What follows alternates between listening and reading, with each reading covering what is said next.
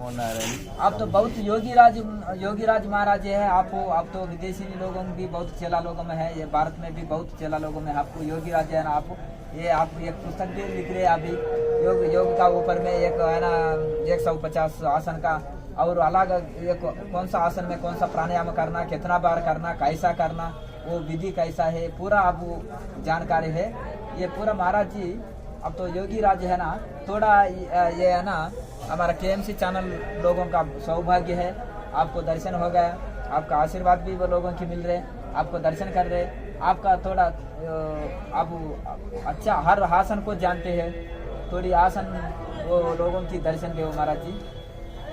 आज स्वामी जी के साथ योगिक चर्चाओं में जो आज चर्चा है वो आसन के विषय में है। अष्टांग योग के अंदर आसन का प्रमुख तीसरा स्थान है।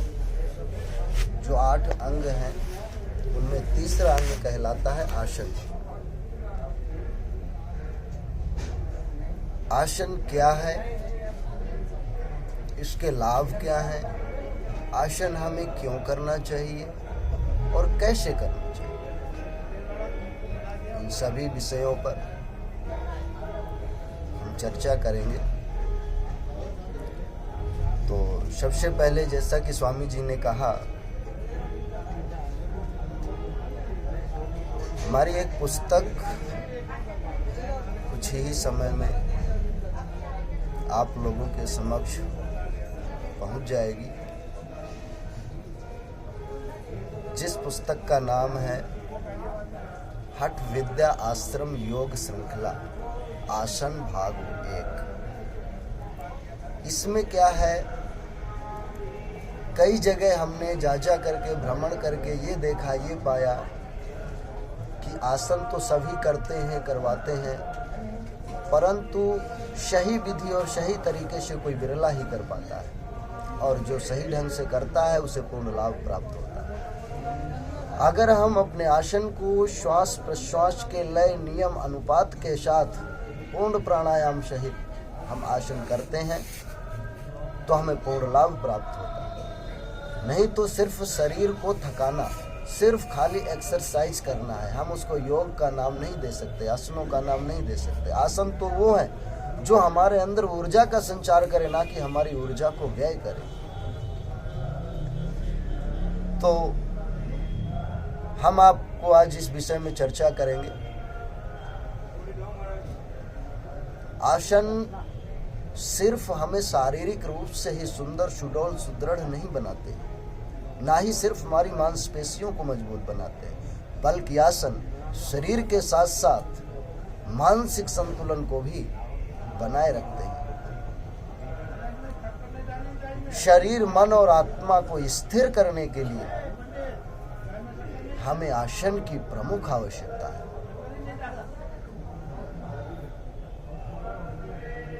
क्योंकि स्थिरता का नाम आसन है। जब हमारा शरीर स्थिर होगा तो मन में स्थिरता आएगी,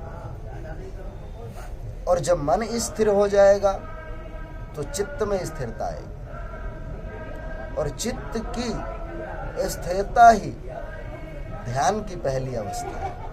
अर्थात वहीं से, चित्त से ही हम ध्यान में प्रवेश करते हैं। तो इस प्रकार से आसन बहुत जरूरी है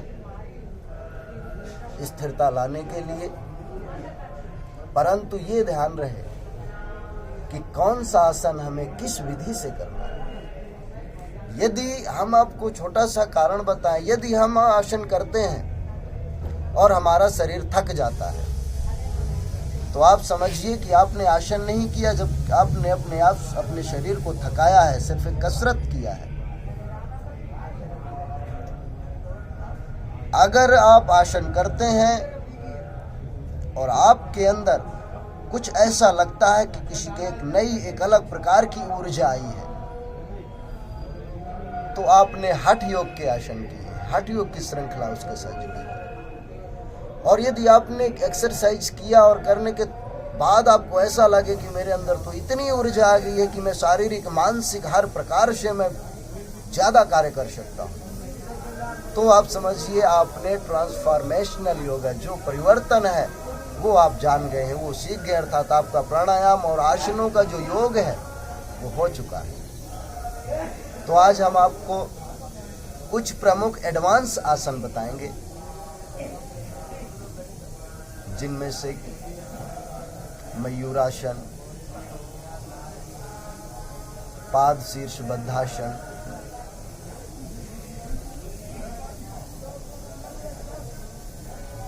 एक पाद शीर्षासन, एक पाद शीरासन सुप्तासन, इस प्रकार से हम 4-6 एडवांस आसन आपको बताएंगे। तो चलिए शुरू करते हैं। सबसे पहले हमें अपनी किसी भी क्रिया का शुभारंभ करने से पहले अपने गुरुदेव, अपने इष्ट, हमारे योगी ऋषि मुनि, उन सब की वंदना अति आवश्यक है। जब तक हमें ऐसे महान विभूतियों के आशीर्वाद नहीं मिलेंगे, तब तक कहीं ना कहीं साधना में विघ्न आते ही रहते हैं। तो आइए इसी के साथ ही हम ओम की ध्वनि के साथ आसनों में प्रवेश करें।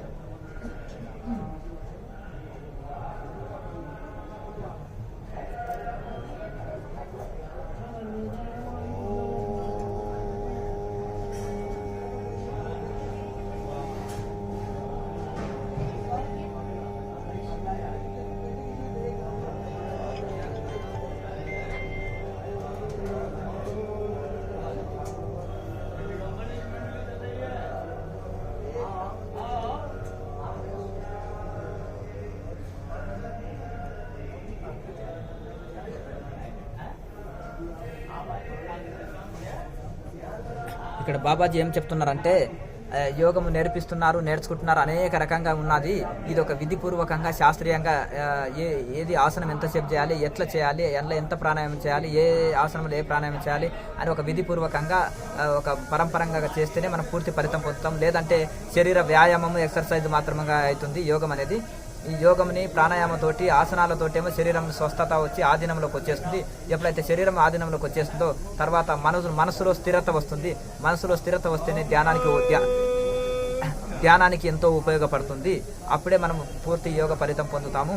కనుక ఈ యోగము ప్రాణాయామము ఒక శాస్త్రీయ పద్ధతిలో ఒకదాని తర్వాత ఒకటి ఎట్లా చేసుకోవాలి, ఇందులో నేను కొన్ని ఆసనాలు నేను ఇప్పుడు చూపిస్తున్నానని చెప్తున్నారు. చక్కగా ఇప్పుడు ఆసనాలు చూపిస్తారు. तो आइए हम आसनों में प्रवेश करें।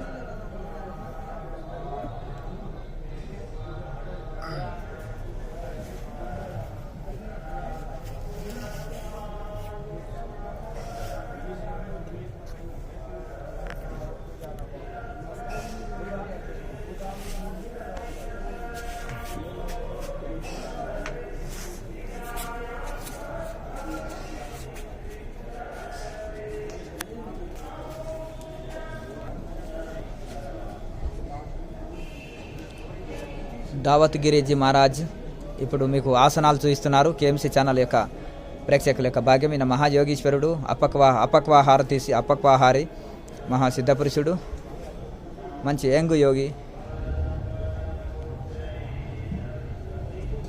ప్రాణాయామతో పాటుగా ఆసనాలని జోడించి చేస్తున్నారు.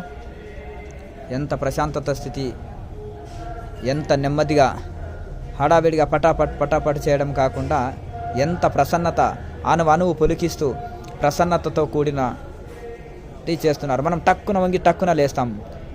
ఆసనంలో ఎంతసేపు వంగాలి, ఎంతసేపు ఉండాలి, ఎంత ప్రసన్నంతంగా చేయాలి, ప్రతి అణువు రిలాక్స్ పొందాలి. యోగం అంటే ఒక్కొక్క ఆసనంలో కూడా అరగంట 15 నిమిషాలు నన్న ఉంటే కొంచెం ఆసన సిద్ధి కలిగినట్టు. అప్పుడు పూర్తి ఫలితం పొందుతాం మనం.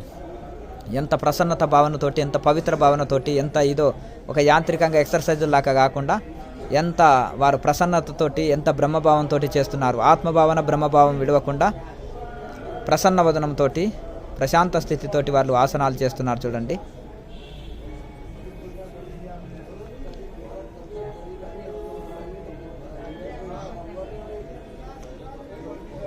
ఎంత అవలీలగా చేతిని కూడా వాడకుండా తల వెనక్కి కాలుని తీసుకొని వెళ్ళారు.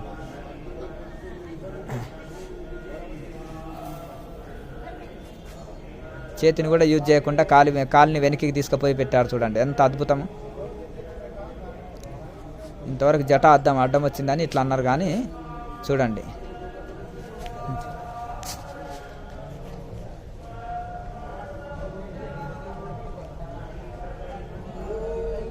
జయ హో జయ హో.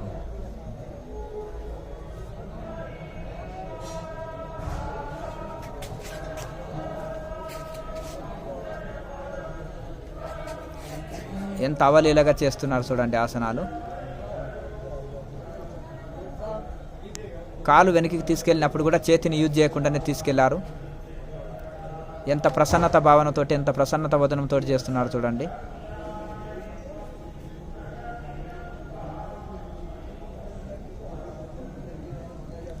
మహాకుంభమేళా 2021. ఇప్పుడు దావత్గిరి మహారాజు తంబులో ఉన్నాము, వారి టెంట్లో ఉన్నాము. ఉదయం పూట వారు ఆసనాలు వేస్తున్నారు చక్కగా.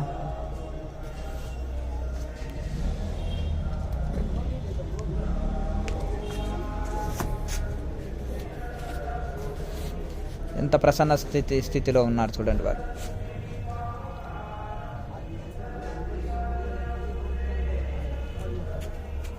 యోగి శరీరము ఆధీనంలో ఉంటుంది, ఎటువంటి అటు తిప్పగలుగుతాడు, ఎంతసేపు అయినా ఉండగలుగుతారు ఒక్కొక్క ఆసనంలో. ఆసనాలంటే ప్రసన్నత స్థితితో, ప్రసన్నత భావనతో, శాంతి భావనతో చూడండి. చేతులు యూజ్ చేయకుండానే ఆయన కాలు తీసుకెళ్తున్నారు. ఎంత అనుభవజ్ఞులైనా సరే, ఎంత అనుభవజ్ఞులైనా చేతులు యూజ్ చేస్తారు. ఇప్పుడు ఆ కాలుని వెనక్కి తీసుకెళ్లాలంటే వెనక్కి తీసుకెళ్తారు. ఏకపాదాసనము, ఇది ద్విపాదాసనము. 2 పాదముల్ని తల వెనక్కి భాగంలో పెట్టుకొని ఇది చేస్తున్నారు. ఇంకా పైకి లేస్తున్నారు చూడండి. ఆయన చేతులు యూజ్ చేయకుండానే 2 కాళ్ళు పైకి తీసుకెళ్లారు చక్కగా.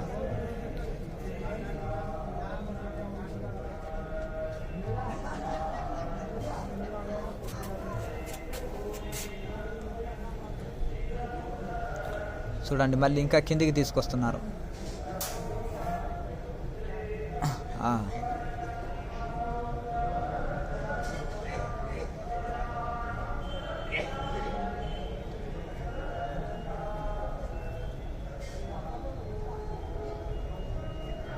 జయ హో యోగిరాజ్ మహారాజ్కి. పాదాలని కూడా నమస్కార ముద్రలో పెట్టారు. శంకర్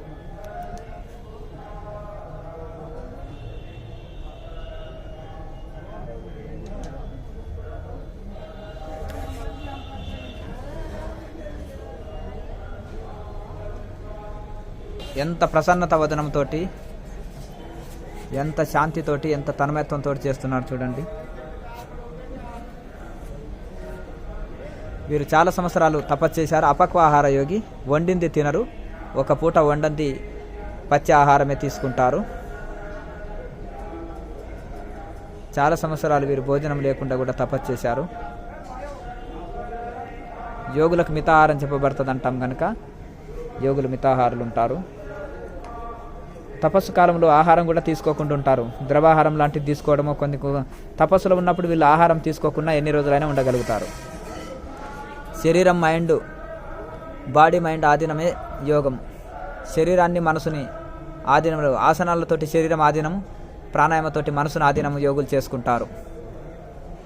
నాగ సాధువులు అంటే ఏదో గంజాయి తాగేవాళ్ళు, లేకపోతే అక్కడ ఏదో అడుక్కున్న వాళ్ళ లాకనో బూడ్డి పూసుకొని తిరిగేటోళ్ళు అనుకోకండి. అందులో యోగులు కూడా ఉంటారని గుర్తుపెట్టండి. దావత్గిరిజీ మహారాజు ఈయన నాగ సాధువు. తేరామడి మా యొక్క సాంప్రదాయమే. తేరామడి మాది, తేరామడి వీరిది తేరామడి. మాకు సన్నిహితులైన వాళ్ళు ఎందరో మిత్రులు ఉన్నారనమాట నాగ సాధువుల్లో. నేను అందరిలో కలుస్తాము, కానీ యోగులతో ఎక్కువ సంపర్కం ఉంటుంది మాకు. వెనక నుంచి చేతుల్ని ఏ విధంగా తీసుకొచ్చారు చూడండి.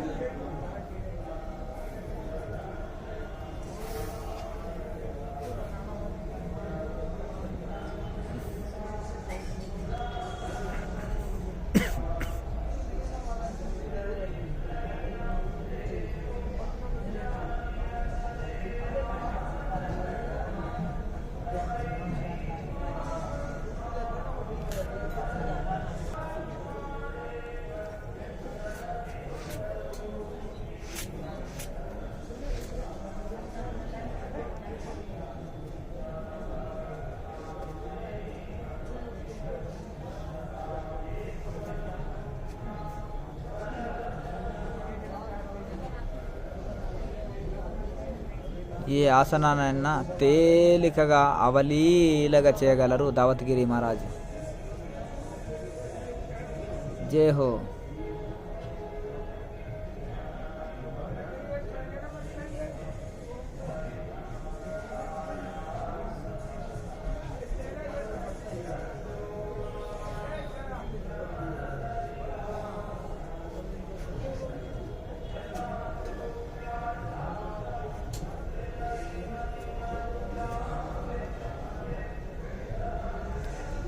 ఇప్పుడు మయూరాసనంలో, పద్మాసనంలో మయూరాసనం చేస్తున్నారు.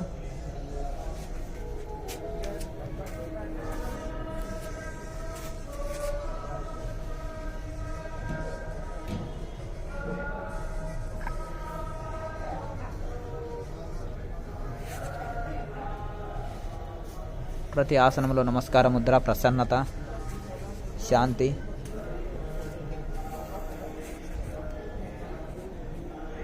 ఒక ఆసన విన్యాసము కొన్ని ఏదో ఎక్సర్సైజులు చేసినట్టు కాకుండా ఒక ప్రసన్నత, ఒక శాంతి, తన్మయత్వంతో చేయడం. చేతుల్ని కూడా వెనక్కి వైపు ఇట్లా నమస్కార ముద్రలో. వారి శరీరం ఒక స్ప్రింగ్ లాగానే ఉంటుంది చక్కగా. ఇటు యోగం లేకుండానే మనోలయం జరగదు, ఇటు యోగం లేకుండానే మనసు శాంతి నొందదు. ఇప్పుడు శీర్షాసనం వేస్తున్నారు. శీర్షాసనం అనేది కపాలాసనము. శీర్షాసనం అనేది చాలా గొప్ప మేలు చేస్తుంది. పూర్వకాలంలో తలకిందులుగా తపస్సు చేసేవాళ్ళు ఋషులు. ఈ విధంగా యోగి శరీరాన్ని మనసుని ఆధీనంలో తెచ్చుకుంటాడు. మొదలు శరీరం ఆధీనంలో తెచ్చుకుంటాడు ప్రాణాయామతో, ఆసనాలతోటి. తర్వాత ప్రాణాయామతోటి మనసును ఆధీనంలో తెచ్చుకుంటారు. శరీరం మనసు ఆధీనంలో తెచ్చుకుంటేనే యోగం కుదురుతుంది. బాడీ మైండ్ కంట్రోల్ లేనిది యోగం కుదరదు, ధ్యానం కుదరదు. ధ్యానం స్థిరం లేనిదే సమాధి స్థితి కలగదు. సమాధి స్థితి పూర్ణంగా కలగందే బ్రహ్మజ్ఞాన స్థితి లభించదు. కనుక యోగి అష్టాంగ యోగం ద్వారా, పతంజలి చెప్పిన అష్టాంగ యోగం ద్వారా చక్కగా బాడీ మైండ్ని ఆధీనంలో తెచ్చుకుంటారు. వీరు 150 ఆసనాలతోటి ప్రాణాయామ విధి, వాటి ఫలితాలు, ఆసనాలు, వాటి విధి ఈ యొక్క పుస్తకం కూడా రాస్తున్నారు. పతంజలి సూత్రాలు చక్కగా అధ్యయనం చేశారు. దేశ విదేశాల్లో శిష్యులు ఉన్నారు. 2, 3, 5, 6 లాంగ్వేజీలు మాట్లాడతారు. విదేశాల్లో కూడా ప్రోగ్రామ్స్ ఇచ్చాడు. ఆశ్రమాలు, బ్రాంచీలు ఇవి ఈయనకి ఆసక్తి లేవు. ఈయన నివురు కప్పిన నిప్పులాగా ఉండి చక్కగా ధ్యానం చేసుకుంటూ ఎక్కువ తపస్సులో గడిపే యోగి. కొంతమంది నిడారంబరంగా, ఎంతోమంది నిడారంబరంగా ఉంటారు.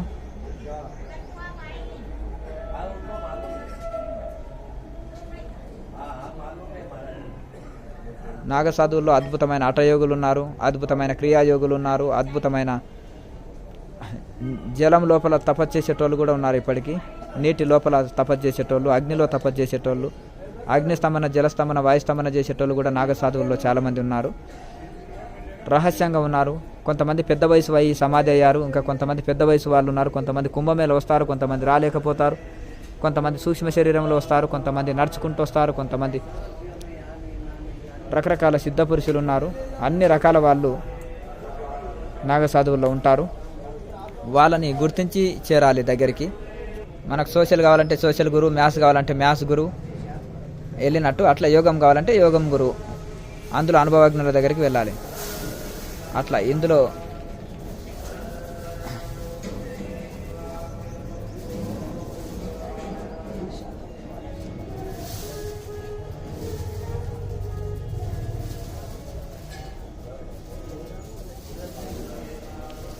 ఇప్పుడు ఏకపాదాసనంలో చక్కగా నిలబడుతున్నారు.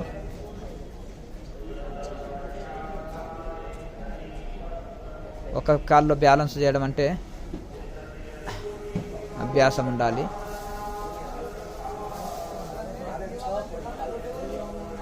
బాబాజీ ఇప్పుడు నవలుని క్రియ చేస్తున్నారు. పొట్టని గ్రైండర్ తిప్పినట్టు తిప్పుతారు.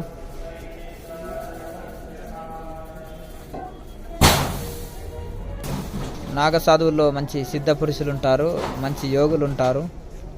వాళ్ళని గుర్తించి మనం చేరాలి.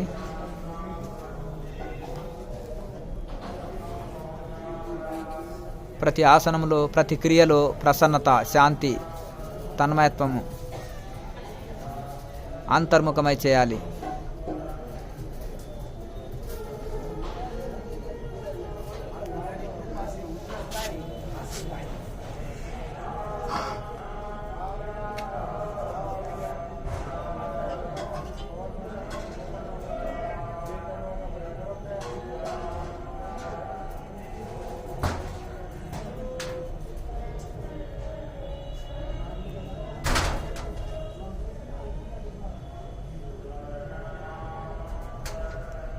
నవలినిలో 4-5 రకాలు ఉంటుంది.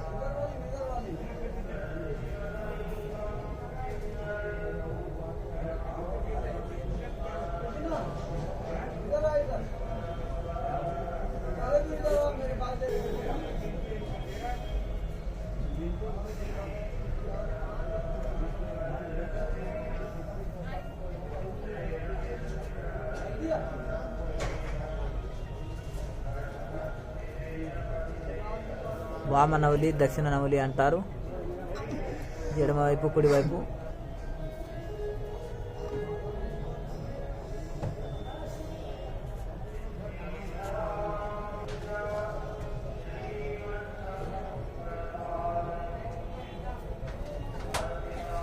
ఎంత స్లోగా కంట్రోల్గా తిప్పుతున్నాడు చూడండి పొట్టని.